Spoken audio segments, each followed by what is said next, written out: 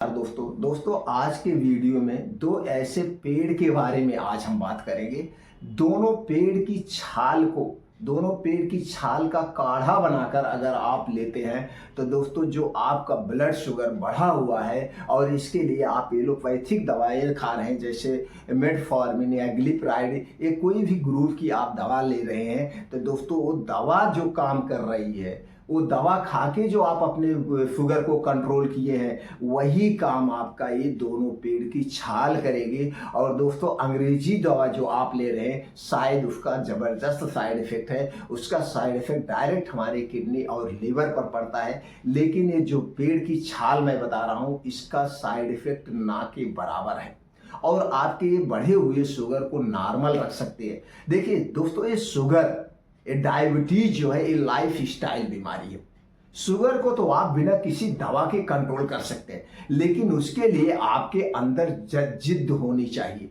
उसके लिए आपके अंदर दोस्तों अपने मन को बस में करने की शक्ति होनी चाहिए, क्योंकि ये शुगर जो है आप अपने मन को कंट्रोल नहीं कर पाते हैं, इधर उधर खाते पीते रहते हैं, इसलिए कम नहीं होते। तो शुगर को आप अपनी लाइफ स्टाइल अपने दिनचर्या में बदलाव करके कम कर सकते हैं। तो दोस्तों कोई भी दवा हुआ, चाहे वो एलोपैथिक दवा हुई, चाहे वो आयुर्वेदिक दवा हुई, चाहे वो होम्योपैथिक दवा हुई, शुगर के लिए या किसी बीमारी के लिए कोई भी दवा अगर आप खा रहे हैं तो जब तक आप उसके कारण को नहीं समझेंगे, यानी कि जब तक आप सावधानियां नहीं बरतेंगे, जब तक आप परहेज नहीं करेंगे, कोई दवा काम नहीं करेगी, सिर्फ जिंदगी भर आप ऐसे खाते रहेंगे। तो दोस्तों अगर आप अपने इस बढ़े हुए शुगर को, डायबिटीज को कंट्रोल करना चाहते हैं तो सबसे पहला काम कीजिए, आप बाहर की कोई भी चीज मत खाइए, आप अपने घर का बना हुआ खाना खाइए। खाने में कुछ ऐसी चीज़ें हैं जिसमें कार्बोहाइड्रेट सबसे ज़्यादा पाया जाता है, उसे अवॉइड करिए। जैसे मीठा चीज़ नहीं लेना है, आलू का कम सेवन करना है, चावल का कम सेवन करना है। बात आ गई रोटी की, तो रोटी सिर्फ हम गेहूं की ही नहीं खाना चाहिए, कभी जौ, ज्वार, बाजरा, मक्का, रागी, ये चना, इनकी भी रोटियां हमें खाना चाहिए। एक ही रोटी पे नहीं डिपेंड होना चाहिए। तीसरी चीज, अगर आप 40 साल के प्लस हैं तो 24 घंटे में सिर्फ एक बार खाना खाइए, वो भी खाना दोपहर में खाइए। सुबह आप किसी फल से शुरुआत करिए, चाहे आप सेब खाइए या कुछ बीन्स होते हैं उन्हें रात में भिगो के आप सुबह खा लीजिए। और फिर उसके बाद आप क्या खाइए, एक प्लेट सलाद लीजिए। दोपहर में आप भर पेट खाना खाइए, दाल चावल रोटी सब्जी जो भी होता है आप अपने हिसाब से खा सकते हैं। दूसरे टाइम में दोस्तों अगर आपको भूख लगती है तो सूर्य डूबने के 1 घंटे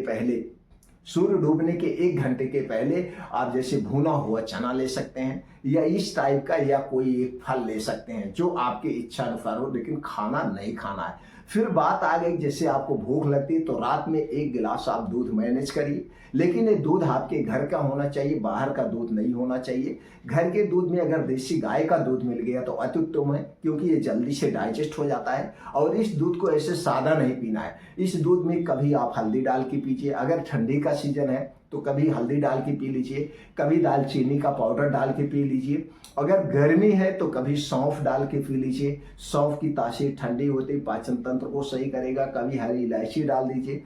अगर दोस्तों बारिश का दिन है, आपको कॉन्स्टिपेशन है तो कभी त्रिफला का चूर्ण डाल के पी लीजिए, कभी उसके साथ मुनक्का डाल के यानी किशमिश ले लीजिए। इससे तरह के दूध पी के सोइए, लेकिन 24 घंटे में एक बार आप खाना खाइए। चीनी, मैदा, रिफाइंड से बनी हुई कोई भी चीज़ नहीं लेना है, चाहे छोटी चीज़ हो, चाहे टॉफ़ी, बिस्किट, ब्रेड, टोस्ट, नमकीन, चाहे जो भी चीज़ें आपको नहीं लेना है। चाय पानी कुछ भी नहीं लेना है, बाहर की कोई भी चीज़ नहीं लेना है। बोतल बंद पानी, प्लास्टिक में अगर आप ले रहे हैं तो प्लास्टिक को तुरंत अवॉइड कर दीजिए। प्लास्टिक हमारे स्वास्थ्य के लिए सबसे खतरनाक है। कोल्ड ड्रिंक्स, धूम्रपान, अल्कोहल तो बिल्कुल नहीं करना है, इन सब से दूरी बना लीजिए। आपके घर जो भी खाना बनेगा वही घर का खाना ही खाना है, और अपने खाने में हरी साग सब्जियां जो मौसम के हिसाब से पाई जाती हैं भरपूर मात्रा में खाइए। अनाज कम, सब्जियों का ज़्यादा सेवन करिए। ये करना है, भरपूर मात्रा में नींद लेना है, टेंशन बिल्कुल नहीं लेना है, और रात को जल्दी सो जाना है और सुबह आपको जल्दी उठना है। अब सुबह जल्दी उठ करके डेली 2 घंटे दोस्तों आप अपने शरीर को रगड़िए, अपने शरीर से पसीने निकालिए। अब चाहे आप योगा डेली करिए, चाहे आप तेज गति से मॉर्निंग वॉक करिए, दौड़ लगाइए, जिम जाइए, जो भी आपको पसंद है। आप अपनी उम्र के हिसाब से आपको रोज एक्टिविटी वाले 2 घंटे काम करना है और ये 2 घंटे काम जम के करना है जिससे पसीना निकल जाए। अब इसके बाद घर आने के बाद आपको यही काढ़ा पीना है। तो जब आप योगा प्राणायाम मेडिटेशन करके घर वापस आएंगे तो सबसे पहला काम आपको करना है, इस 2 पेड़ की छाल का जो है आप काढ़ा बना के लीजिए। पहला है दोस्तों विजय सार। विजय सार का चूर्ण भी आपको मिल जाएगी, विजय सार की छाल भी आपको मार्केट में मिल जाएगी। पंसारी की दुकान से, आयुर्वेदिक किसी भी दुकान से आप लाइए या पाउडर आप खरीद के लाइए, जो भी आपको इजी लगे वो लाइए। दूसरी चीज आपको लेना है दालचीनी। दोस्तों यही दालचीनी, लेकिन दालचीनी 2 टाइप की आती है। तो आपको क्या लेना है, पाइप वाली दालचीनी।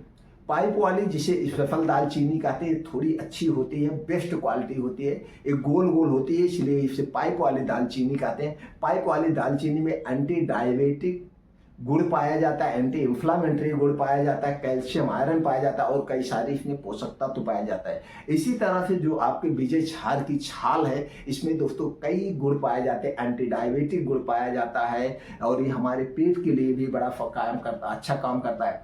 अब इन दोनों चीज़ों को आप चूर्ण बना करके किसी कांच के बोतल में रख दीजिए। अब जैसे मान लीजिए 50 ग्राम विजय सार की छाल ले लीजिए, 50 ग्राम दालचीनी, दोनों को सुखा करके बढ़िया से पाउडर बनाइए, किसी कांच के डिब्बे में आप रख दीजिए।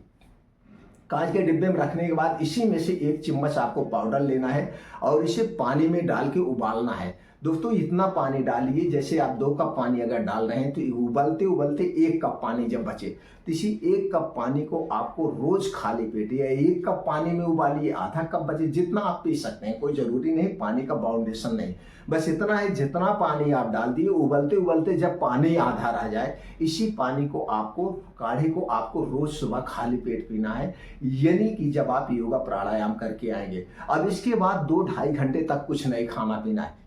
2-2.5 घंटे तक आपके पेट में कुछ भी नहीं जाएगा, जब तक आपको अच्छी सी खूब भूख न लग जाए। इसके बाद आप खा पी सकते हैं।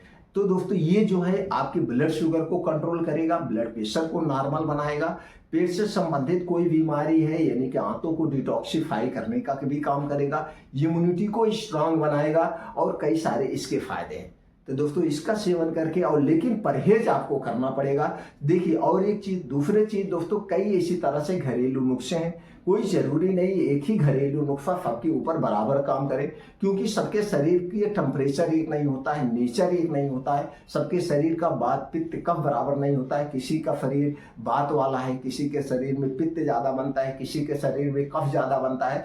तो ये दवाएं उस पर भी डिपेंड करती है, उस पर भी डिपेंड करती है। तो दोस्तों इस तरह से आप इसका सेवन कर सकते हैं। और सबसे बेटर है दोस्तों, जब भी आपको कोई बीमारी हो, सबसे पहले आप आयुर्वेदिक डॉक्टर से कंसल्ट करिए, आयुर्वेदिक नुस्खे का प्रयोग करिए, उसके बाद हमें अंग्रेजी दवाओं पे जाना चाहिए। तो सबसे पहले नेचुरल तरीका अपनाना चाहिए और नेचुरल तरीके में हर एक बीमारी का विकल्प है, हर एक बीमारी को ठीक कर सकते हैं। देखिए दोस्तों दवाएं तो हम ऐसे खाते हैं अपने मन को संतुष्टि, लेकिन ये जो हमारा शरीर है, ये हमारा शरीर अपने आप में खुद डॉक्टर है, हर एक बीमारी को अपने आप ही रिकवर कर सकता है। बस आप इसे बीमार मत बनाइए, इसे बीमार बनाने वाली चीजें मत खाइए। दोस्तों बहुत सारे पेशेंट हमारे पास आते हैं, हम उनसे बात करते हैं तो पता चला भैया उनकी सुबह की शुरुआत किससे होती है, चाय से होती है, ब्रेड पे होती है, टोस्ट पे होती है।